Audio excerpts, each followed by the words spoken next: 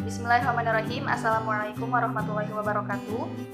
Kami dari kelompok 2 akan mempresentasikan materi difusi, osmosis, dan transportasi pada tumbuhan. Mata kuliah ini adalah praktikum biologi sel dengan dosen pengampu Bapak Hadi Yusuf Faturrahman, STMSI. Sebelumnya perkenalkan, nama saya Dia Ulhak Alkansa. Nama saya Fadila Imanda. Maisa Matula Firdaus. Perkenalkan, nama saya Hamzah. Nama saya Sefira Nurun Azmi. Difusi adalah pergerakan ataupun perpindahan suatu zat seperti partikel ataupun molekul baik itu padat, cair, ataupun gas dari tempat yang memiliki konsentrasi tinggi menuju tempat yang berkonsentrasi rendah, baik dengan melalui membran ataupun tidak. Difusi termasuk dalam transport pasif karena sel tidak harus mengeluarkan energi untuk proses ini. Energi yang dibutuhkan dalam proses difusi dihasilkan dari gerak acak partikel maupun molekul yang melakukan difusi. Pergerakan molekul zat tersebar merata pada suatu ruang yang tersedia. Akan tetapi pada difusi populasi suatu molekul dapat mempunyai arah tertentu. Syarat suatu zat dapat melewati membran sel dengan cara berdifusi yaitu yang pertama, partikel ataupun molekul tersebut merupakan partikel sederhana. Yang kedua, memiliki ukurannya kecil, dan terakhir yang ketiga, dapat larut di dalam air ataupun di dalam lemak. Faktor yang mempengaruhi kecepatan difusi yaitu yang pertama, ukuran partikel. Semakin kecil ukuran partikelnya, maka akan semakin cepat partikel itu akan bergerak, sehingga kecepatan difusinya akan semakin tinggi. Yang kedua, ketebalan membran. Semakin tebal membran, maka akan semakin lambat kecepatan difusinya. Yang ketiga, luas suatu area. Semakin besar luas area, maka akan semakin cepat kecepatan difusinya. Yang keempat, jarak. Semakin besar jarak antara dua konsentrasi, semakin lambat kecepatan difusinya. Yang kelima, suhu. Semakin tinggi suhu, partikel akan mendapatkan energi untuk bergerak dengan lebih cepat, maka semakin cepat pula kecepatan difusinya.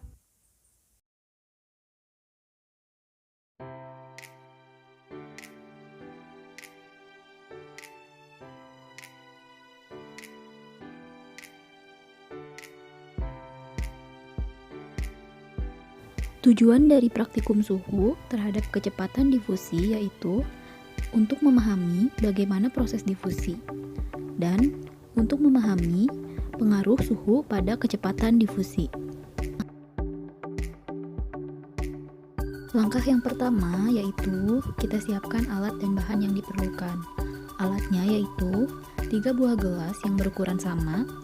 Lalu bahan yang disiapkan yaitu air dingin atau air biasa, air es, air panas, dan teh celup.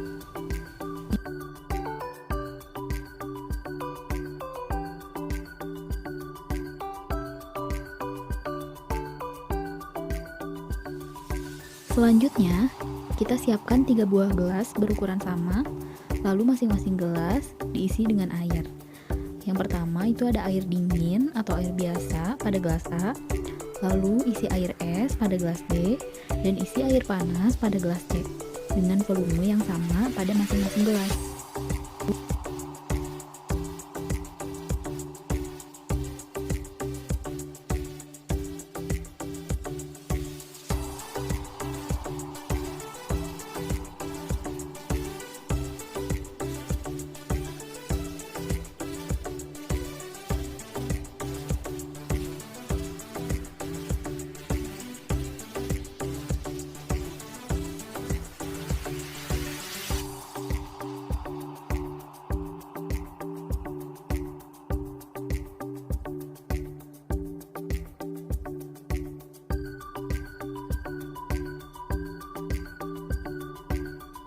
Kemudian, kita masukkan teh celup pada masing-masing gelas dengan waktu yang bersamaan.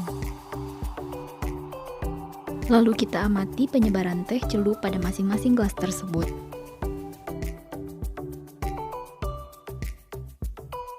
Nah, setelah kita tunggu 5 menit, di sini terlihat bahwa pada gelas yang berisi air biasa, ada perubahan sedikit warna kuning pada bagian bawah gelas. Ini menandakan adanya difusi. Lalu, pada gelas yang berisi air es, belum terjadi perubahan apapun. Dan pada gelas yang berisi air panas, terlihat ada warna coklat pada bagian bawah gelas yang menandakan adanya proses difusi. Setelah 10 menit, di sini terlihat pada gelas yang berisi air biasa, ada warna kuning pada bagian bawah gelas. Kemudian, pada gelas yang berisi air es, mulai ada sedikit warna kuning pada bagian bawah gelas, yang menandakan adanya difusi pada gelas yang berisi air es. Dan pada gelas yang berisi air panas, ada warna coklat yang sedikit lebih pekat pada bagian bawah gelas. Lalu, setelah 15 menit, terlihat pada gelas yang berisi air biasa, ada warna oranye pada bagian bawah gelas yang mulai menyebar ke bagian atas. Lalu, pada gelas yang berisi air es, ada warna kuning pada bagian bawah gelas yang mulai menyebar ke bagian atas. Dan pada gelas yang berisi air panas, ada warna coklat yang pekat pada bagian bawah yang mulai menyebar ke bagian atas.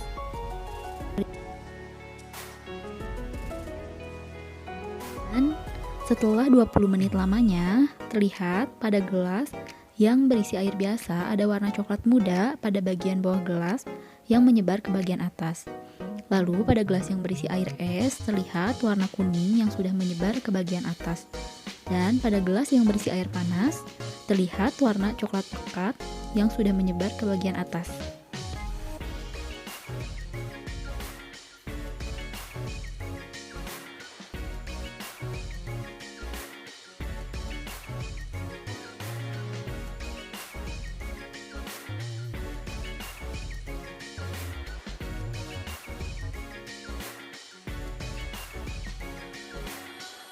Setelah melakukan praktikum, kita dapat lihat faktor yang mempengaruhi proses difusi yaitu suhu.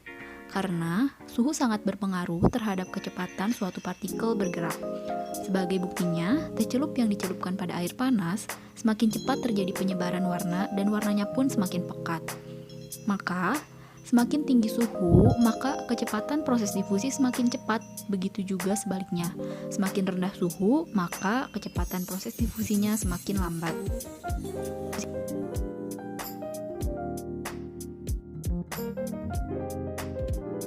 Nah, praktikum percobaan pengaruh suhu terhadap proses difusi ini telah selesai.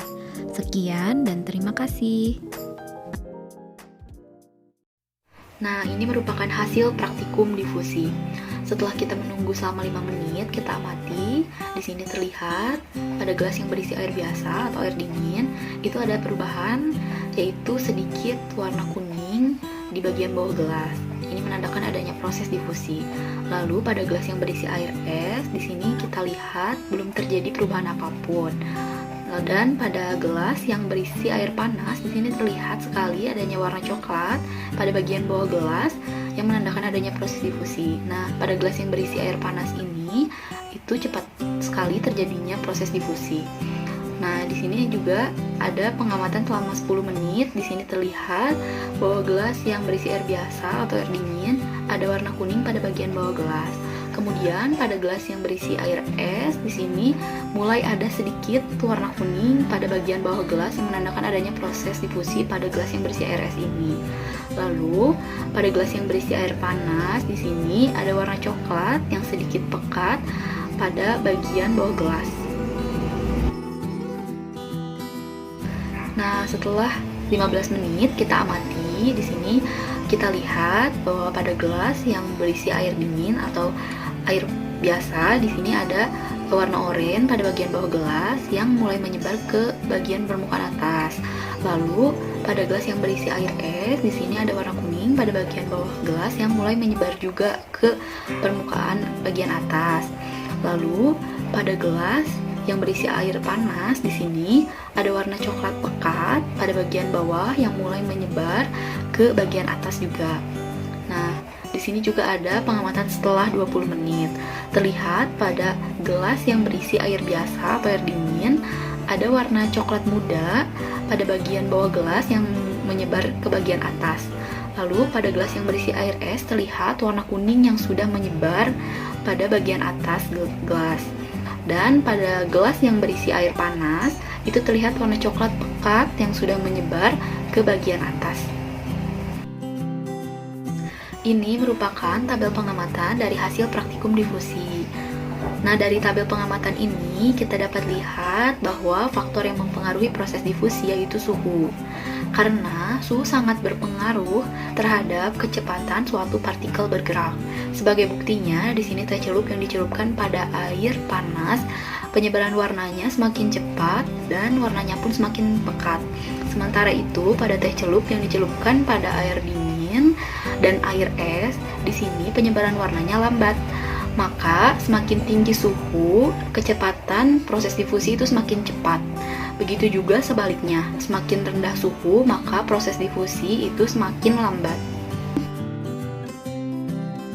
Osmosis adalah perpindahan molekul-molekul zat pelarut, khususnya air, dari tempat yang berkonsentrasi rendah ke tempat yang berkonsentrasi tinggi, yang melewati sekat atau membran selektif permeable atau semi-permeable. Dapat dikatakan pula bahwa osmosis ini merupakan suatu proses difusi air dari cairan hipotonis atau encer ke cairan hipertonis atau pekat yang melewati membran semi-permeable. Nah, membran semi-permeable ini merupakan sekat atau membran yang hanya bisa dilewati oleh molekul air. Untuk molekul air lain seperti protein dan gula tidak bisa melewati membran ini. Suatu proses osmosis akan berhenti apabila kedua larutan pada setiap membran sudah mencapai konsentrasi yang sama atau isotonis. Faktor-faktor yang mempengaruhi laju osmosis adalah suhu, tekanan, luas permukaan, perbedaan potensial air, gradien konsentrasi, dan jumlah cahaya. Faktor-faktor ini dipengaruhi oleh pelarut yang biasanya air, serta peralatan yang digunakan dan membran semi-permeable. Semi-permeable adalah selaput sel yang hanya bisa ditembus oleh molekul-molekul air. Peristiwa osmosis ini bersifat koligatif, yaitu sangat bergantung pada konsentrasi zat terlarut dan bukan pada sifat zat terlarut itu sendiri. Perpindahan osmosis ini terjadi ketika molekul pelarut berpindah dari larutan hipotonik ke larutan hipertonik. Apa itu larutan hipotonik? Larutan hipotonik adalah larutan yang memiliki konsentrasi molekul lebih rendah, dan larutan hipertonik itu kebalikannya, yaitu larutan yang memiliki konsentrasi molekul lebih tinggi.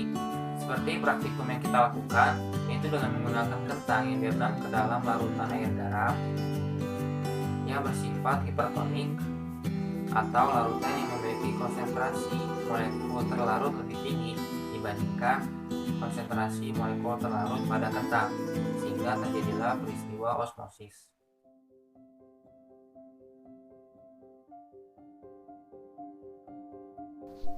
Ya, pertama-tama kita siapkan alat dan bahan. Di sini ada 3 buah kentang yang sudah dipotong dengan ukuran yang sama. Lalu di sebelahnya ada 3 gelas plastik dengan ukuran yang sama dan diisi dengan air dengan volume yang sama. Lalu ada garam. Dan kita langsung saja masukkan 1 sendok garam ke gelas yang kedua yang di tengah. Lalu masukkan 2 sendok garam ke gelas yang ketiga.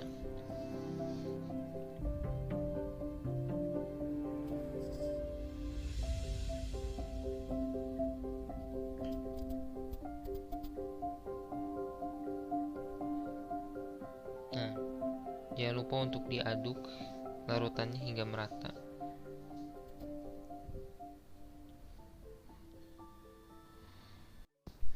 Nah, selanjutnya kita akan memasukkan kentang ke setiap larutan. Yang pertama ke air biasa, yang kedua ke dalam larutan dengan 1 sendok garam, yang ketiga ke dalam larutan dengan 2 sendok garam. Nah, di sini kita akan menunggu atau merendam kentang-kentang yang sudah dimasukkan ke dalam larutan selama 30 menit dan kita akan melihat apa yang akan terjadi setelahnya.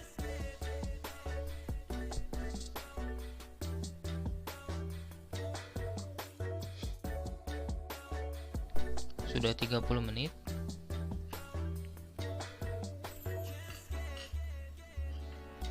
Langsung saja kita angkat kentang-kentang yang sudah direndam dengan larutan berbeda-beda tersebut.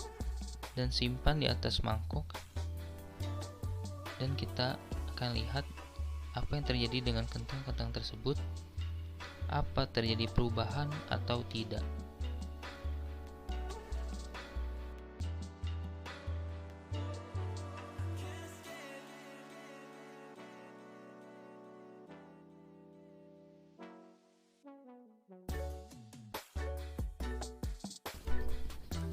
Selanjutnya kita akan melihat apa yang terjadi pada setiap kentang. Kentang yang pertama yang dengan direndam air biasa tidak terjadi perubahan apapun tekstur maupun ukuran. Dan kentang yang kedua dengan larutan 1 sendok garam, tekstur lebih lunak dan ukuran pun mengecil, sedikit mengecil. Dan kentang yang dengan larutan 2 sendok garam sama seperti yang kedua, tetapi lebih lunak. Dan kita akan mengukurnya. Selanjutnya kita akan membandingkan ketiga kentang tersebut. Pertama-tama kita akan membandingkan kentang yang direndam dengan air biasa dan kentang yang direndam dengan larutan 1 sendok garam. Di sini kita bisa lihat bahwa kentang yang direndam dengan larutan 1 sendok garam terlihat lebih kecil. Hal ini dikarenakan terjadinya proses atau peristiwa osmosis pada kentang yang direndam dengan larutan 1 sendok garam yang mengakibatkan si kentang tersebut krenasi. Lalu kita akan membandingkan dengan kentang yang ketiga. Tidak beda jauh dengan kentang yang kedua, kentang yang ketiga terlihat lebih kecil. Yang membedakan adalah kentang ketiga itu teksturnya lebih lunak daripada kentang yang kedua.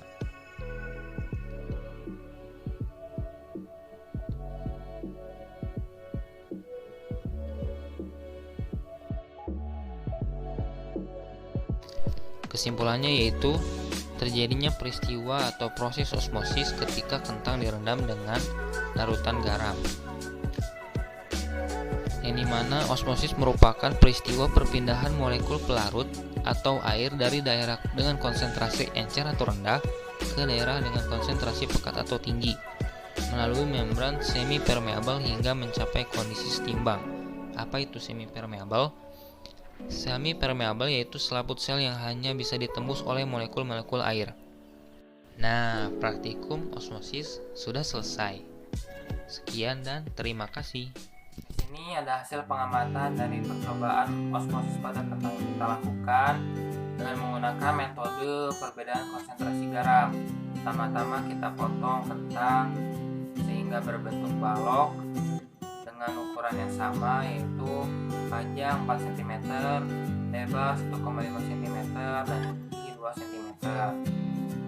Di sini kita ada 3 perlakuan. Perlakuan yang pertama yaitu direndam dengan larutan air biasa.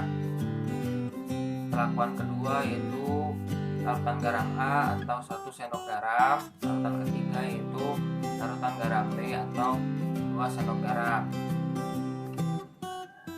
Kondisi awal kentang panjang 4 cm, lebar 1,5 cm, tinggi 2 cm, dan tekstur biasa sama seperti kentang pada umumnya. Nah, di sini setelah kita rendam 30 menit, kondisi air kentang pada perlakuan pertama panjang, lebar, tinggi, dan tekstur sama seperti kondisi awal kentang. Sedangkan pada larutan garam A dan larutan garam B terjadi perubahan pada panjang, lebar, tinggi, maupun tekstur. Larutan garam A dan larutan garam B memiliki perubahan yang sama.